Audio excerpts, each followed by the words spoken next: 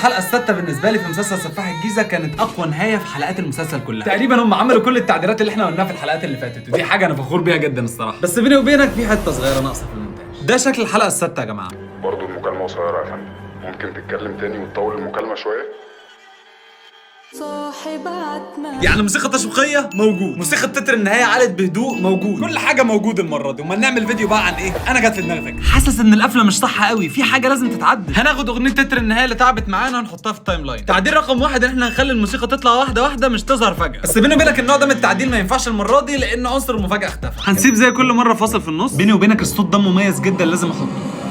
وطينا شويه نهايه المسلسل، سيبنا فاصل في النص وموسيقى تتر النهايه وحطينا صوت التشويق ووطيناه. حاسس ان في حاجه ناقصه كده، مش عارف ايه. عرفتها واكد لك انها هتفرق جامد. يلا بينا نعملها سوا. ليه ما نديش احساس البوليس كده وندي صوت سرينه صغيره، بس الصوت يبقى هادي ويختفي مره واحده لما الحته دي تروح.